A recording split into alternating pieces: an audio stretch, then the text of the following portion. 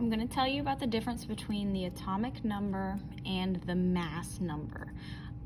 Before we even start, I do want to tell you that the mass number and the average atomic mass, which is this number right here, those are two different things, and I'm going to tell you the difference, but we're going to start with this one, okay? We'll come back to this later. But we are going to talk about atomic number first of all. So the atomic number is the number that's usually going to be at the top of the box on the periodic table. That's the number that the periodic table is organized by. So the periodic table starts with atomic number 1 and ends with atomic number 118, I think. This number is extremely important because that number is always going to tell us the number of protons that every atom of that element has. So if this over here is an atom of carbon, then what that means is that atom has 6 protons. So I colored in our 6 protons, 1, 2, 3, 4, 5, 6, and what you see is that there's some other stuff here left in the nucleus, and we know that those must be our neutrons. So here is where our mass number comes into play. The mass number tells us the number of protons plus the number of neutrons. So if we wanted to find out the mass number of this atom, we would need to count how many protons plus how many neutrons there are. We already said that there are 6 protons in this example. So let's see what we have left in the nucleus, how many neutrons we have. 1, 2, 3, 4, 5, 6, 7. If we want to find our mass number, we have to add our protons plus our neutrons. So our 6 protons plus our 7 neutrons, that is going to tell us our mass number, which in this case is going to be 13. Something else that's really important to understand is that the atomic number never changes. Never changes for any element, okay? So that's very important. Carbon will always have atomic number 6, and it will always have 6 protons. Doesn't matter what atom of carbon it is, it will always have 6 protons.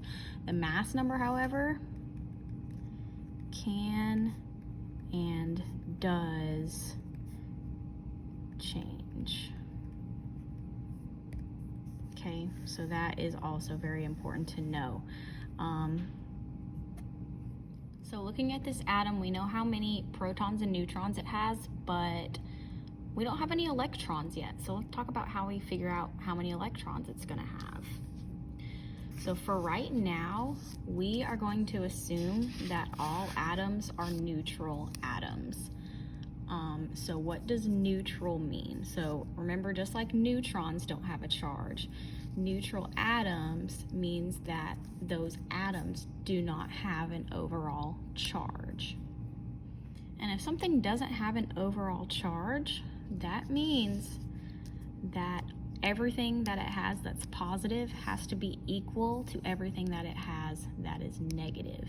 And we know that we have protons right now, and we know that those protons are positive. They have positive charges.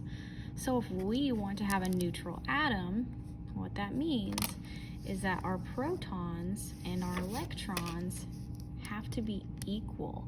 So however many protons we have, we need that same number of electrons to balance out that charge.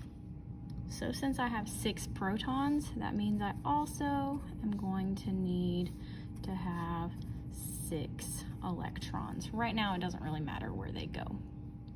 And the last thing we need to talk about are different ways that we can write out in words and numbers what this atom is.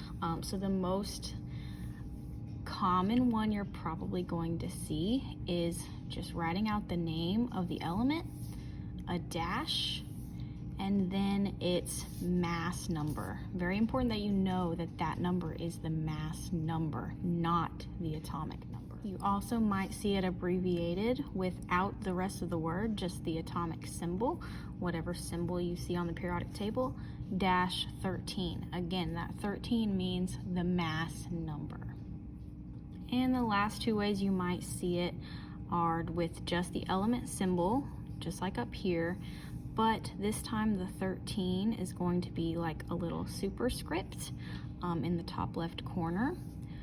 Or you might also see that same thing, but we also can put the atomic number in there as well, but it's actually going to be on the bottom. I know that's weird that it's at the top on the periodic table, but when we write it like this, we need to know that it goes on the bottom. One way to always tell the difference between the atomic number and the mass number is the mass number should always be bigger because you're talking about protons plus neutrons, whereas the atomic number is just the number of protons. So if we see this, we should be able to tell that this is the mass number and this is the atomic number because this one's bigger.